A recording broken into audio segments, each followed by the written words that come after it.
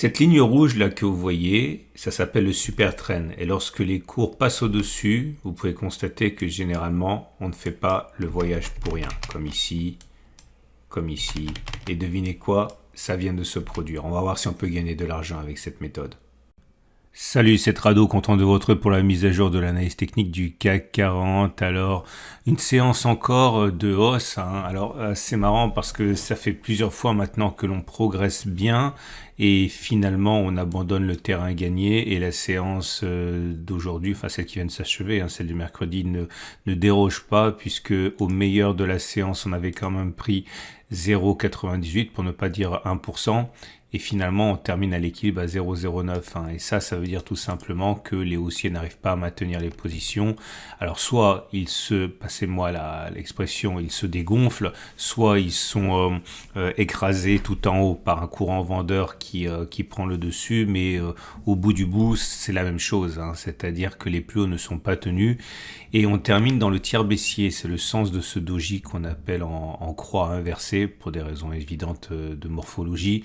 Et c'est pas un bon signal. Alors attention, c'est pas extrêmement baissier le doji en croix inversée, mais psychologiquement, ça veut quand même dire que les plus hauts n'ont pas résisté à l'afflux baissier de la fin de séance. Les bougies Aiki Nashi, pour l'instant, ne laissent pas véritablement transparaître ça, puisque, bon, vous le savez, ça tient compte de la bougie d'avant qui était haussière, donc ça reste haussier en ce sens que vous avez une bougie verte sans mèche basse, mais vous voyez la longueur de cette mèche haute, on termine plutôt dans la moitié de la bougie Aiki Nashi, donc c'est une pression haussière qui s'affaiblit. Pour ne pas oublier, je vous rappelle que hier, on avait vu, bon, ça m'embête un petit peu, je m'attendais à quelque chose d'un petit peu plus glorieux, on va dire, mais on fait avec ce qu'on a. J'avais expliqué qu'hier, on avait vu qu'il était hautement probable, 80% de chance, que le prochain bloc soit vert. Et en ce sens, ça y est, il a suffi d'une bougie pour que ça le soit. Donc, moi, j'espérais en mon fort intérieur que l'on retrace, ce qui m'aurait donné l'occasion d'acheter pour parier sur la statistique. C'était un petit peu ce que j'avais en tête et bon, on a décidé de faire la bougie, le bloc vert directement. Donc voilà une statistique qui ne remet pas en cause celle que on a vue. Donc on a donc un bloc vert. Attention, généralement quand on a deux, on en a un troisième derrière. Donc ça ne veut pas dire du tout que la porte est ouverte à une baisse. Ce qui nous amène donc maintenant aux éléments purement chartistes, et vous le savez, on est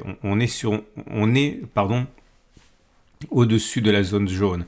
Mais la zone jaune, c'est important si vous débutez, il faut savoir sur quelle unité de temps elle a été tracée. Elle a été tracée sur les données mensuelles. Vous voyez, c'est la zone là qui correspond à la précédente résistance qui a été inscrite, c'était au mois de janvier. Alors si vous découvrez mon format, j'ai une façon un peu bizarre, entre guillemets, personnelle de tracer les supports résistances. Je prends la mèche extrême. Donc c'est pour ça que vous voyez ça comme ça. Et ça fonctionne bien d'ailleurs. Enfin, ça fonctionne beaucoup plus souvent que ça n'échoue. Donc l'idée, c'est qu'on ne peut pas considérer qu'on ait cassé la résistance puisque c'est une résistance mensuelle, c'est donc à la fin du mois, dans on va dire 17 jours, que l'on pourra juger de l'échec ou du succès du passage de cette résistance. Pour l'instant, on peut tout à fait avoir une mèche vers le haut et une clôture à l'intérieur. Donc bien au contraire, méfiez-vous. En tout cas, on peut donc considérer qu'on est toujours sous le coup d'une résistance. On avait un gap, en fait non, on avait deux gaps consécutifs, ici et là, et la règle est la même ici, dans ce genre de gap, c'est-à-dire que l'objectif c'est d'aller chercher la distance parcourue avant le gap, reporter par-delà le gap, et ça n'a pas été rallié encore, ce qui veut dire en substance que statistiquement, tant que l'on ne comble pas cette zone ici de gap, eh bien on va à minima chercher 7788.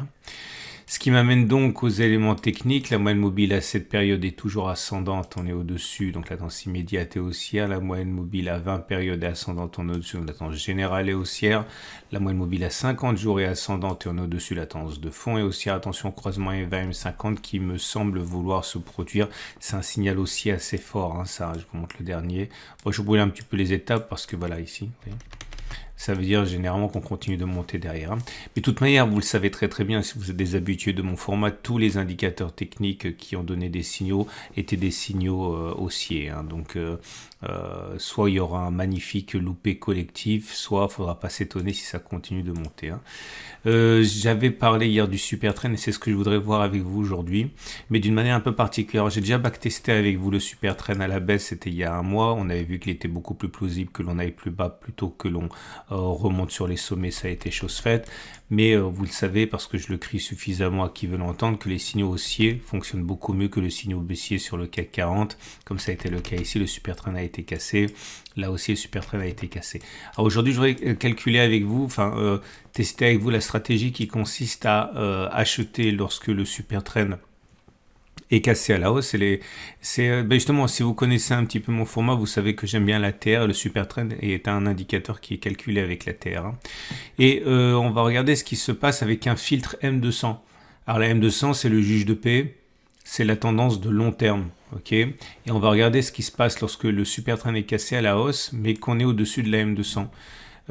Est-ce que on peut gagner de l'argent ou pas? Et si j'ai décidé de faire ça, c'est d'abord parce que c'est ce qui se produit là. Vous voyez, on est au-dessus de la M200, mais aussi parce que ça veut dire qu'on a déjà monté pas mal avant, ok, puisqu'on est au-dessus de la M200. Donc la tendance de long terme est déjà haussière. On va voir si on peut espérer gagner de l'argent en visant une fois, alors le signal a été donné la séance précédente, hein, mais on est sur le même niveau, on est à 0,09, hein, donc on peut le faire, c'est pas grave.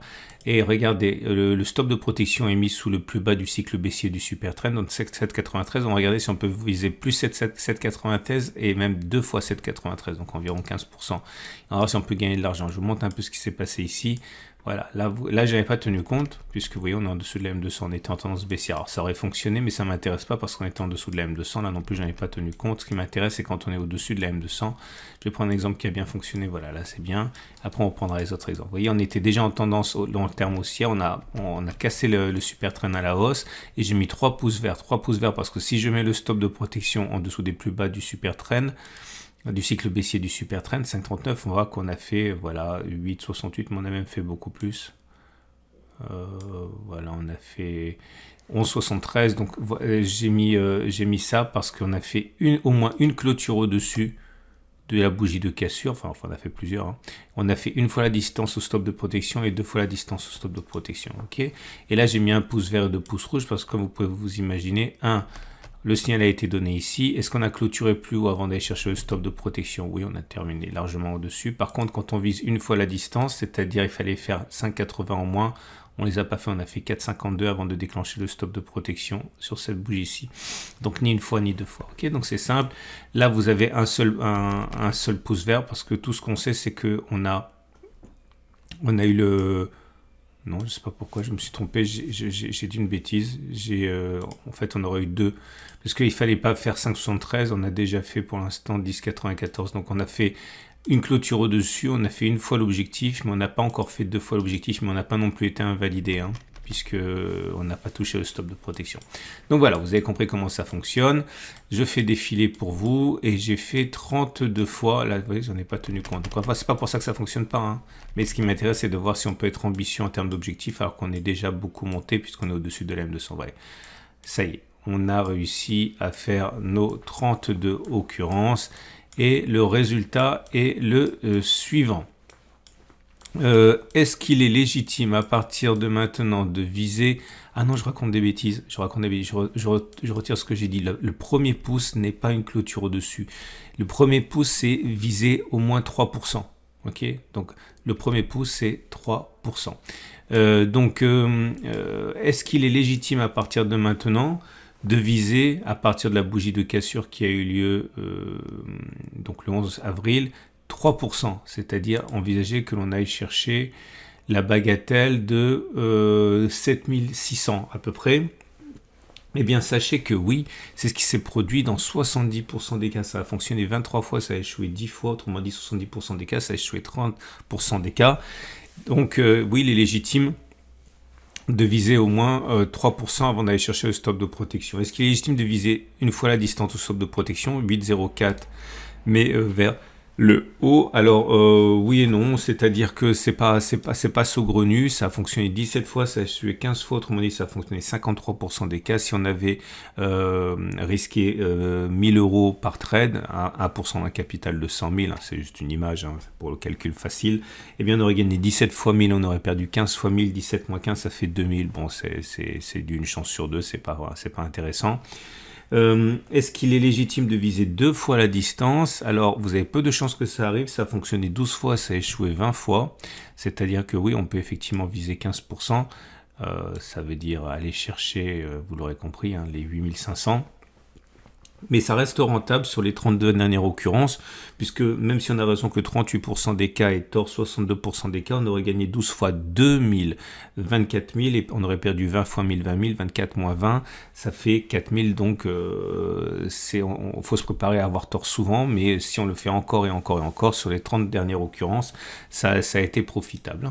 Donc voilà, ça veut dire quoi? C'est que si on met les trucs bout à bout, est-ce qu'il est plausible que l'on monte encore? Oui. Est-ce qu'il est plausible que l'on fasse une fois la distance? On va dire à peu près une chance sur deux. Est-ce qu'il est plausible que l'on fasse 2 fois la distance? Non, il est plus plausible que l'on vienne d'abord chercher les plus bas. Ok.